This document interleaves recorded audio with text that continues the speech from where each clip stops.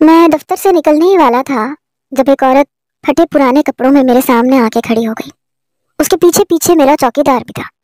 کہنے لگا، صاحب میں نے اس عورت کو بہت روکنے کی کوشش کی، بتایا بھی کہ دفتر میں کوئی نہیں ہے، لیکن اس نے میری ایک نہ سنی۔ وہ عورت روتے ہوئے میرے قدموں میں بیٹھ گئی۔ کہنے لگی، وکیل صاحب، آپ بہت ہی نامی گرامی وکیل ہیں، نہ صرف مشہور ہیں بلکہ اپنی نیک نیتی اور اپنی اچھائی کے لیے بھی جانے جاتے ہیں، میری بھی کچھ مدد کر دیجیے۔ وہ روتے ہوئے میرے آگے گڑ گڑا رہی تھی اور اس کی حالت دیکھ کے مجھے اس پہ رحم آ گیا تھا۔ میں نے اشارے سے چوکیدار سے کہا کہ ٹھیک ہے تم جاؤ۔ میرے اشارے پر چوکیدار باہر چلا گیا تو میں نے اس عورت سے کہا کہ بی بی اٹھ جائیں اور اس کرسی پہ بیٹھ جائیں، میں آرام سے آپ کی بات سن لیتا ہوں۔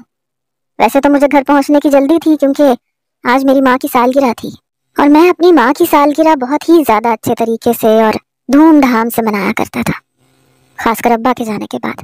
میں ان کی ہر چھوٹی بڑی خوشی اور خواہش کا خیال کیا کرتا تھا، اسی لیے مجھے جلدی گھر پہنچنا تھا، راستے سے کیک بھی لینا تھا، مگر اس عورت کی حالت زار نے مجھے رکنے پہ مجبور کر دیا۔ وہ میرے سامنے کرسی پہ بیٹھ گئی۔ اس نے اپنا چہرہ دوپٹے کے پلو سے چھپایا ہوا تھا، ہاتھ پاؤں ہلکے ہلکے لرز رہے تھے۔ پھر وہ کہنے لگی کہ صاحب بہت سی مجبوری میں یہاں تک آئی ہوں، مجھے آپ سے بڑی امید ہے۔ میں نے سنا ہے آپ غریبوں کے کیس بہت کم فیس میں اور پوری ایمانداری سے لڑتے ہیں۔ میں بھی ایک غریب اور دکھی عورت ہوں، میرے ساتھ بہت بڑا ظلم ہوا ہے، اسی لیے مجھ پہ رحم کر دیجئے، میرے لیے آواز اٹھائیے۔ اس کی بات سنتے ہوئے میں نے کہا ٹھیک ہے بی بی، آپ بتانا شروع کریں کہ آپ کے ساتھ کیا ہوا ہے۔ جہاں تک ممکن ہو سکا میں آپ کا ساتھ دوں گا، لیکن یاد رکھیے گا میں ہمیشہ وہی کیس لڑتا ہوں جو سچ ہوتے ہیں، میں جھوٹے لوگوں کا ساتھ نہیں دیتا۔ اگر آپ نے مجھ سے ذرا بھی جھوٹ بولا تو میں آپ کا کیس نہیں لڑوں گا۔ میں نے سختی سے اسے ہدایت کی کہ وہ ایک ایک لفظ پوری سچائی کے ساتھ بولے، اور ساتھ ہی ٹیپ ریکارڈر آن کر کے اپنے سامنے رکھ دیا۔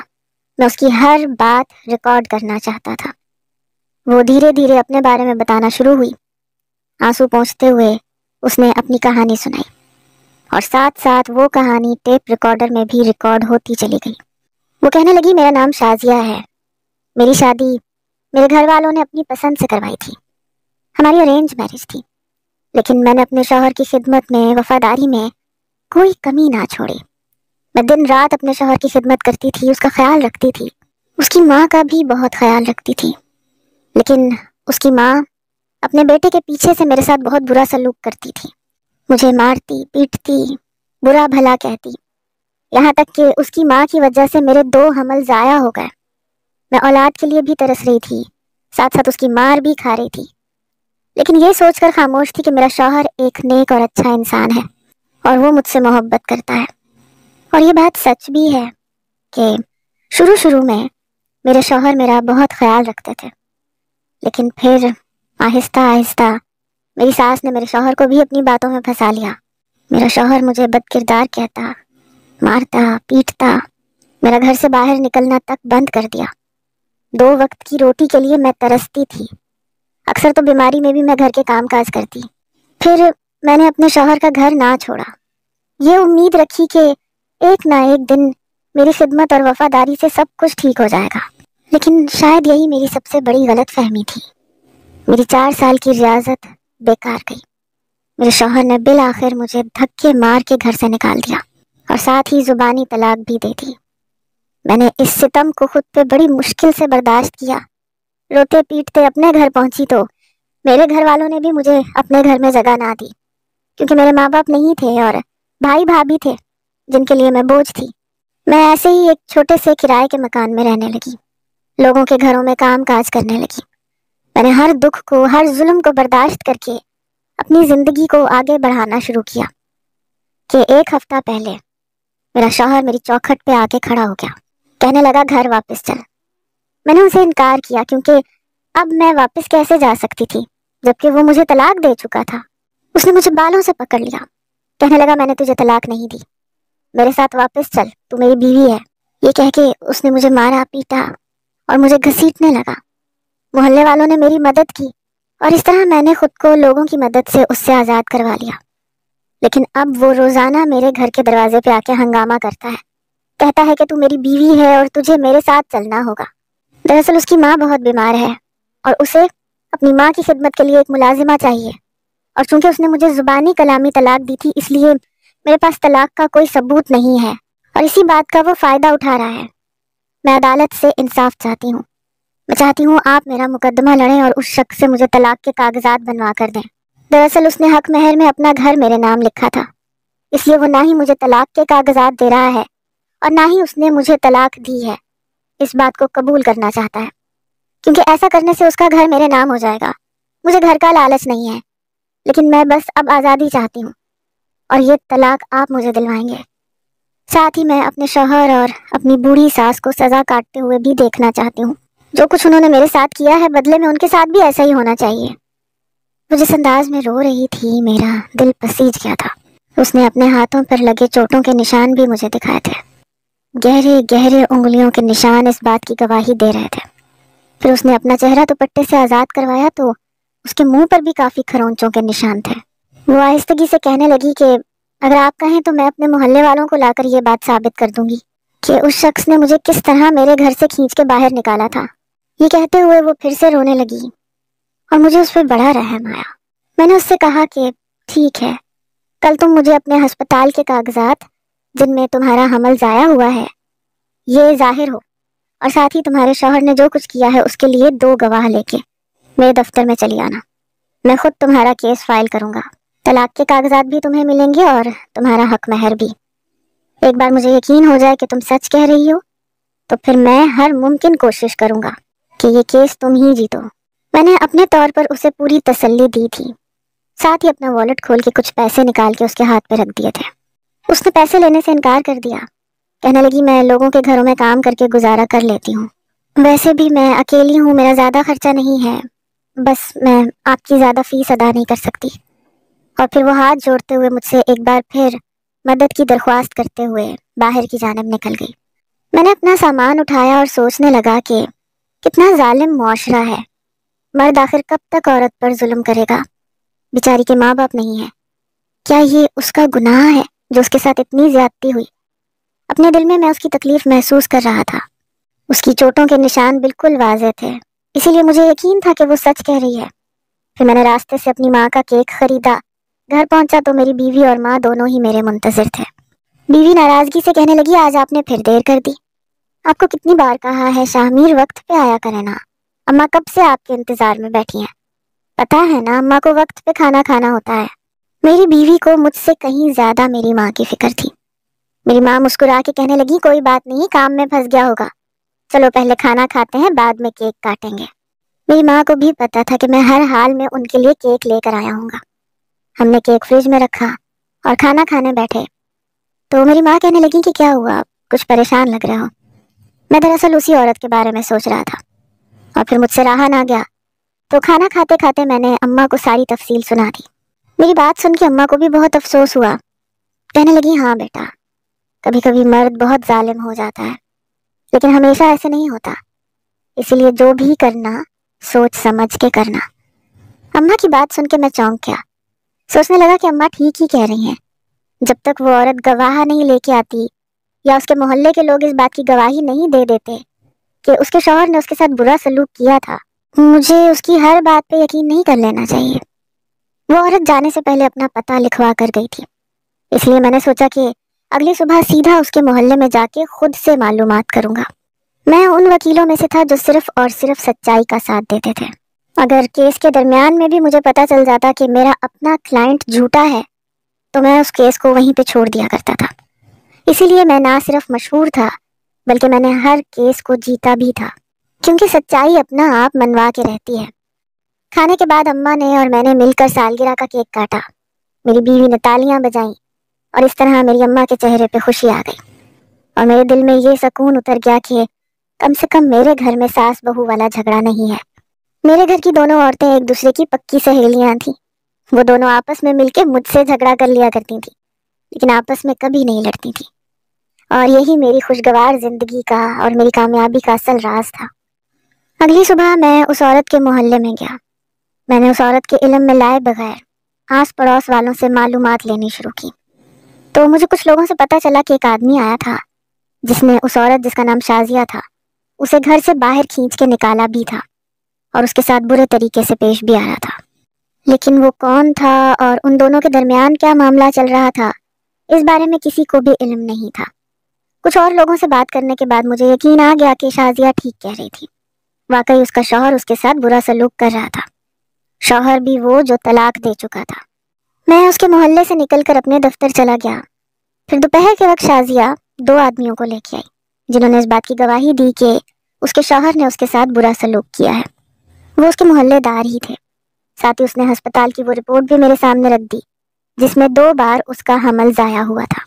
جب مجھے پوری طرح اس بات کا یقین آ گیا تو میں نے نہ صرف اس کے ساتھ جا کر FIR درج کروائی بلکہ اسے پورا یقین بھی دلایا کہ یہ کیس وہی جیتے گی۔ میں نے اپنے طور پر اس پر کام کرنا شروع کر دیا تھا۔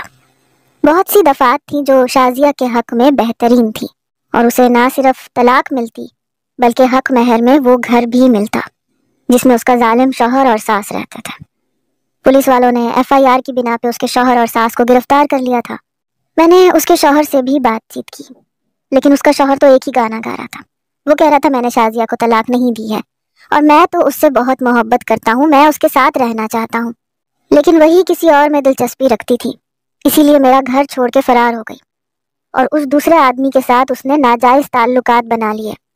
میں غیرت مند مرد ہوں، اسی لیے یہ بات برداشت نہیں کر سکا کہ اس کے کسی اور کے ساتھ تعلقات ہیں، اسی لیے میں اسے واپس کھینچ کے اپنے گھر لانا چاہتا تھا۔ میں نے اس کے ساتھ مار پیٹ نہیں کی، البتہ میں نے اسے زبردستی اپنے گھر واپس لانے کی کوشش ضرور کی ہے۔ وہ اپنی بیوی کی بد کرداری کی قسم اٹھانے کو بھی تیار تھا، لیکن مجھے اس آدمی پہ بڑا غصہ آ رہا تھا جس نے اس مظلوم عورت کے بارے میں اتنا کچھ غلط کہا تھا۔ میں نے غصے سے کہا کہ سچ سچ بتاؤ احمد، کیا تم نے اپنی بیوی کو طلاق نہیں دی؟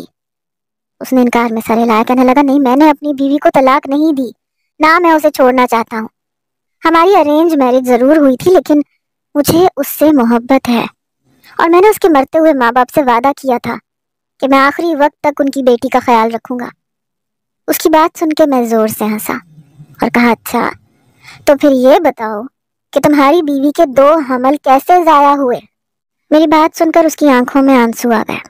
کہنے لگا کہ شازیہ کو بہت جلدی ماں نہیں بننا تھا، وہ اپنی خوبصورتی اور اپنی جوانی پر کوئی کمپرومائز نہیں کرنا چاہتی تھی، اسی لیے جب اس کو حمل ٹھہرا تو اس نے الٹے سیدھے ہتھ کنڈے اپنانے شروع کر دیے کیونکہ وہ ماں نہیں بننا چاہتی تھی۔ میں نے اور میری ماں نے اسے بہت سمجھایا لیکن بالآخر اس کی کوششیں رنگ لائیں اور اس کا حمل ضائع ہو گیا۔ میں اس بات پہ بہت افسردہ تھا لیکن شازیہ بہت خوش تھی اور پھر اسی طرح اس نے دوسرا حمل بھی ضائع کر دیا۔ دونوں بار اس کی طبیعت خراب ہوئی اور ہمیں اسے ہسپتال لے کے جانا پڑا، لیکن ہم ڈاکٹر کو یہ نہ کہہ سکے کہ یہ حمل شازیہ نے اپنی مرضی اور خوشی سے ضائع کیا ہے، اسی لیے ڈاکٹر کو یہی لگا کہ حمل قدرتی طور پہ ضائع ہوا ہے۔ شازیہ نے ڈاکٹر سے یہی کہا تھا کہ وہ سیڑھیوں سے گری ہے اسی لیے حمل ضائع ہوا ہے اور یہی اس کی رپورٹس میں بھی لکھا ہوا ہے۔ اپنی ساری بات کہتے ہوئے احمد پیچھے کی جانب ہو کر بیٹھ گیا تھا اور میں اس کی آنکھوں میں آنکھیں ڈال کے اس کا جھوٹ تلاش کرنے کی کوشش کر رہا تھا۔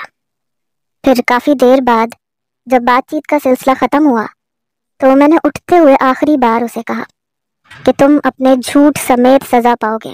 وہ دھیرے سے مسکرایا، کہنے لگا سزا تو میں پا رہا ہوں، شازیہ جیسی عورت سے محبت کرنے کی سزا، لیکن میں جھوٹا نہیں ہوں اور یہ بات وقت ثابت کر دے گا۔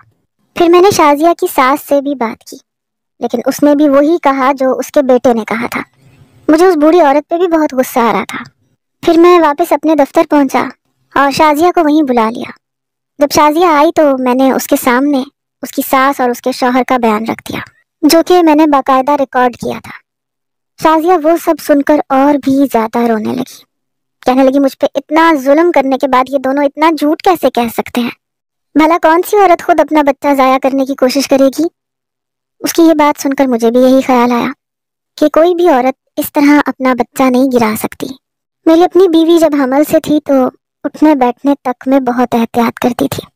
میں تو سوچ بھی نہیں سکتا تھا کہ وہ کبھی ایسی کوئی حرکت جان بوجھ کے بھی کر سکتی ہے جس سے ہمارے بچے کو کوئی نقصان پہنچے، اور شاید ہر ماں ہی اپنے بچے کو لے کر اتنی احتیاط پسند ہوتی ہے۔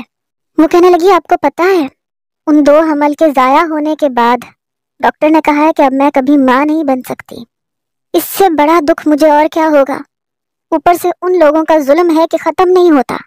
میں نے اسے تسلی دی اور کہا کہ آپ فکر نہ کریں، سب کچھ ٹھیک ہو جائے گا۔ پھر مقدمہ عدالت میں چلنا شروع ہوا تو میں نے اپنے دلائل سے شازیہ کے پڑوسیوں وغیرہ کے بیانات کے ذریعے یہ بات ثابت کر دی کہ اس کا شوہر جھوٹا ہے، وہ شازیہ پہ ظلم بھی کرتا ہے، جبکہ شازیہ کا شوہر ماننے کو راضی نہیں تھا کہ اس نے طلاق دی ہے، لیکن شازیہ نے بار بار یہی بیان دیا کہ اس کے شوہر نے اسے طلاق دی ہے، یہاں تک کہ اس نے قرآن پاک پر ہاتھ رکھ کر قسم بھی اٹھا لی۔ عدالت نے شازیہ کے جسم پہ لگے چوٹ کے نشانوں کو دیکھتے ہوئے یہ فیصلہ سنایا کہ حق مہر میں لکھا ہوا گھر شازیہ کے نام منتقل کیا جاتا ہے، اور ساتھ ہی احمد کو طلاق کے کاغذات بنوا کر دینے کی ہدایت بھی کی گئی۔ شازیہ کے ساتھ برا سلوک روا رکھنے پر احمد کو بھاری جرمانہ بھی ادا کیا گیا، اور ساتھ ہی اسے اور اس کی ماں کو 6 ماہ کی سزا بھی سنائی گئی۔ اس کی بوڑھی ماں اور احمد دونوں ہی جیل کی سلاخوں کے پیچھے پہنچ گئے، اور شازیہ میری بہت شکر گزار ہوئی کہ میں نے اس کا بہت خیال رکھا اور بہت کم فیس میں اس کا مقدمہ لڑ کر اسے انصاف دلوا دیا۔ وہ کہنے لگی کہ گھر میں ایک چھوٹے سے حصے میں رہ جاؤں گی، باقی کا گھر کرائے پہ چڑھا دوں گی تو میری عزت کے ساتھ زندگی گزر جائے گی۔ طلاق کے کاغذات بھی شازیہ کو مل گئے تھے، اسی لیے وہ پوری طرح مطمئن ہو چکی تھی اور میرا کیس ختم ہو گیا تھا۔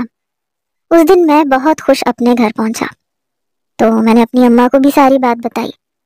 اماں نے مجھے کہا تھا کہ اسی طرح ہمیشہ حق اور سچ کے ساتھ کھڑے رہنا، لیکن مجھے کیا معلوم تھا کہ میں نے جس کا ساتھ دیا وہ نہ ہی حق تھا نہ ہی سچ، بلکہ وہ تو جھوٹ کا ایک بہت بڑا پلندہ تھا جو بہت جلد بے نقاب ہونے والا تھا۔ اس بات کو تقریباً 3 مہینے گزرے تھے اور یہ 3 مہینے میں نے بہت بے چینی کے عالم میں گزارے تھے۔ نہ جانے مجھے کیا ہوا تھا کہ ہر رات میرا دل گھبراتا تھا، مجھے بہت زیادہ تکلیف محسوس ہوتی تھی، ایسا لگتا تھا جیسے میرے ہاتھوں کچھ برا ہو گیا ہے۔ کئی بار میں نے اپنی ماں سے یہ بات کہی تو وہ کہنے لگی کہ کہیں تم نے کچھ غلط کام تو نہیں کر دیا، میں نے بہت حلال نوالے تمہیں کھلائے ہیں، بالکل حلال طریقے سے تمہاری پرورش کی ہے، اسی لیے حرام کا ایک لقمہ بھی بیٹا تمہارے لیے بہت مشکل کھڑی کر دے گا۔ جو لوگ رزق حلال پہ پل کے بڑے ہوتے ہیں وہ حرام کا ایک لقمہ کھا کر بیمار ہو جاتے ہیں، بظاہر تو ان کے ساتھ ٹھیک ہوتا ہے لیکن ان کا دل بیمار ہو جاتا ہے۔ ماں کی بات سن کر میں سوچ میں پڑ گیا تھا، میں نے بہت سوچا لیکن مجھے سمجھ نہ آیا، اور پھر ایسے ہی 3 مہینے اور گزر گئے، 6 مہینے پورے ہو گئے اور میرے دل کی حالت نہ بدلی۔ اس بے چینی نے میرا احاطہ کیا ہوا تھا جو کسی بھی پل مجھے کہیں پر بھی چین نہیں لینے دیتی تھی۔ میں نے شازیہ کے کیس کے بعد کئی اور کیس لڑے اور میں وہ سب جیتا بھی، لیکن میرے دل کو نہ سکون آیا نہ جیت کی خوشی محسوس ہوئی۔ پھر تقریباً 2 مہینے اور گزر گئے اور پورے 8 مہینے بعد ایک شام میں نے احمد کو دیکھا۔ وہ ایک چھوٹے سے ہوٹل کے باہر بیٹھا ہوا تھا، اسے دیکھ کے نہ جانے میرے دل میں کیا سمائی، میں جا کے اس کے پاس ہی بیٹھ گیا۔ اس نے مجھے دیکھا تو اس کے چہرے پہ ہلکی سی مسکراہٹ آ گئی، کہنے لگا وکیل صاحب آپ کو سکون کی نیند آ جاتی ہے کیا؟ اس کی بات سن کے میں نے حیرت اور گھبراہٹ کے ساتھ اسے دیکھا تو اس کی آنکھوں میں آنسو جھلملانے لگے۔ کہنے لگا آپ کو پتا ہے 6 مہینے کی قید کی سزا سن کر میری ماں کی طبیعت خراب ہو گئی اور پھر 2 دن بعد ہی وہ ہارٹ اٹیک سے اس دنیا سے چلی گئی، کیونکہ وہ ایک نیک اور شریف عورت تھی جس نے ساری زندگی بہت پاکیزگی سے گزاری تھی۔ جیل کی سلاخوں کے پیچھے کا سن کے میری ماں کو ایسا صدمہ لگا کہ وہ دوبارہ اس دنیا میں سانس نہ لے سکی۔ آپ ایک بوڑھی عورت کے قاتل ہیں جو نہ صرف نیک تھی بلکہ بہت ہی زیادہ مہربان اور رحم دل بھی تھی۔ کیا آپ کے دل کو سکون آ گیا؟ کیا آپ کو خدا کی طرف سے کوڑے نہیں پڑتے؟ کیا آپ کی راتوں کی نیند خراب نہیں ہوتی؟ یہ وہ سوال تھے جنہوں نے میری روح پر ضرب لگائی تھی۔ میں نے اس کی جانب دیکھا تو اس کی آنکھوں سے 2 آنسو گر گئے۔ کہنے لگا شازیہ ایک بہت ہی بد کردار عورت تھی، میرے نکاح میں ہوتے ہوئے بھی اس کے دوسرے مردوں کے ساتھ تعلقات تھے، لیکن یہ سوچ کر میں نے اس کا ہاتھ تھام کے رکھا کہ اس کے ماں باپ نہیں تھے، اگر میں اسے گھر سے نکال دیتا تو وہ کہاں جاتی۔ لیکن پھر ایک دن میرے صبر کا پیمانہ لبریز ہوا، میں نے اسے گھر سے نکالنے کی بات کی تو میری ماں نے مجھے روک دیا، کہنے لگی کہ بن ماں باپ کی بچی ہے، اس پہ ظلم نہ کرو، خدا کو کیا جواب دو گے۔ ماں کے کہنے پہ میں شازیہ کا ہر رویہ برداشت کرتا چلا گیا، یہاں تک کہ اس نے میرے 2 بچوں کو مار دیا۔ پھر بھی میں خاموش رہا، لیکن ایک رات میں نے خود اپنی آنکھوں سے اسے ہمارے ہی گھر کی چھت کے کمرے میں آشنا کے ساتھ دیکھ لیا۔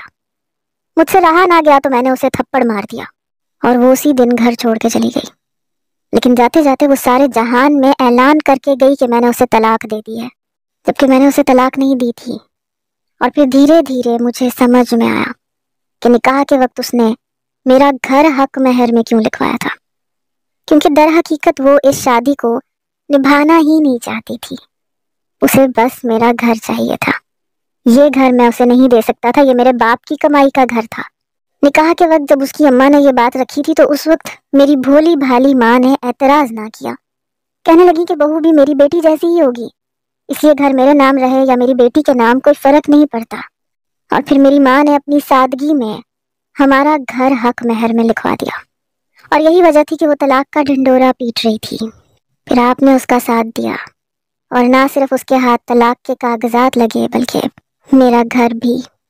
مجھے نہ جانے گھر جانے کا افسوس نہیں ہوا اور نہ شازیہ کے جانے کا، لیکن جس طرح اپنی ماں کے مرنے کا دکھ ہے مجھے، جو سادگی میں بے موت ماری گئی۔ وہ بیچاری تو ہمیشہ سے نیک تھی، نمازی تھی، انہوں نے کبھی شازیہ کا برا نہیں چاہا تھا، اور جب وہ اس طرح سے مری تو میں یہ سوچنے لگا کہ کیا آپ کو اور شازیہ دونوں کو سکون کی نیند آتی ہوگی، کیونکہ کہیں نہ کہیں شازیہ کے ساتھ آپ بھی مجرم ہیں۔ میں نے آپ کو بتانا چاہا تھا کہ وہ معصوم نہیں ہے، لیکن آپ کو اس پہ زیادہ بھروسہ تھا کیونکہ وہ ایک عورت تھی نا۔ آپ کو پتا ہے میں نے 6 ماہ قید میں کس طرح کاٹے ہیں، نہ آج میرے پاس گھر ہے نہ نوکری ہے، میں بالکل خالی ہاتھ ہوں، میری جیب تک خالی ہے۔ یہ کہہ کر اس نے اپنی جیب مجھے پلٹ کے دکھائی اور شرم سے میرا سر جھک گیا۔ میں اسے اپنے گھر لے کے آیا، اس سے بہت معافی مانگی، اس نے اعلیٰ ظرفی کے ساتھ مجھے معاف بھی کر دیا تھا۔ پھر میں نے اس کی طرف سے ایک کیس شازیہ پہ دائر کروایا جو ڈیفیمیشن کیس تھا۔ میں نے اس سے وعدہ کیا تھا کہ ہر کیس کی طرح میں یہ کیس بھی جیتوں گا۔ پہلے دن رات محنت کی، ان گواہوں کو اکیلے میں بلا کے ان سے بات کی، پھر آہستہ آہستہ مجھے پتہ چلا کہ شازیہ نے ان سب لوگوں کو تھوڑی بہت رقم دی تھی جس کی وجہ سے وہ اس کے حق میں گواہی دے رہے تھے۔ جب میں نے ان سے سچائی پوچھی تو یہ سمجھ کے انہوں نے مجھے سارا سچ بتا دیا کہ اب تو کیس ختم ہو چکا ہے، لیکن پھر نئے سرے سے کیس کی شروعات ہوئی، اور میں نے خود یہ ثابت کیا کہ شازیہ جھوٹی تھی۔ اپنے مضبوط دلائل کے ساتھ میں یہ کیس جیت گیا تھا۔ میرا کلائنٹ احمد اور اس کی مرحوم ماں بے گناہ ثابت ہو چکے تھے۔ احمد کو اس کا گھر تو واپس نہیں ملا تھا، لیکن اس کی کھوئی ہوئی عزت واپس مل گئی تھی۔ معاشرے میں وہ دوبارہ سر اٹھا کے چلنے کے قابل ہو گیا تھا۔ میں نے کئی بار احمد سے نہ صرف معافی مانگی تھی بلکہ اس کی ماں کی قبر پہ جا کے ان سے بھی معافی مانگی تھی۔ دھیرے دھیرے میری زندگی میں سکون آنے لگا، وہ بے چینی جو میرا مقدر بن گئی تھی وہ واپس سے ختم ہو گئی تھی۔ احمد والا کیس جیتنے کے بعد میں بہت زیادہ رویا بھی تھا۔ خدا کے آگے جھولی پھیلا کے میں نے اپنی غلطی کی معافی بھی مانگی تھی۔ میری ماں کا کہنا تھا کہ مجھے اپنی غلطی کا احساس ہو چکا ہے، میں نے اللہ سے معافی مانگ لی ہے، اس لیے میں اب گناہ گار نہیں ہوں۔ شازیہ کو اس کے کیے کی سزا مل چکی تھی، وہ جیل کی سلاخوں کے پیچھے تھی۔ اس نے اپنی غلطی سے اپنی ماں بننے کی صلاحیت بھی کھو دی تھی۔ اس سے بڑی سزا اس کے لیے اور کیا ہو سکتی تھی؟ وقت گزرنے کے ساتھ ساتھ اسے خود پچھتاوے کے ناگ ڈسنے والے تھے۔ یہی سوچ کر احمد کے دل کو بھی قرار آ گیا تھا۔ آخر میں آپ سب سے یہی کہوں گا کہ ہمیشہ سسرال والے برے نہیں ہوتے، ہمیشہ مرد ظالم نہیں ہوتا، ہمیشہ ساس گھر تباہ نہیں کرتی، کبھی کبھی یہ کام بہویں بھی کرتی ہیں۔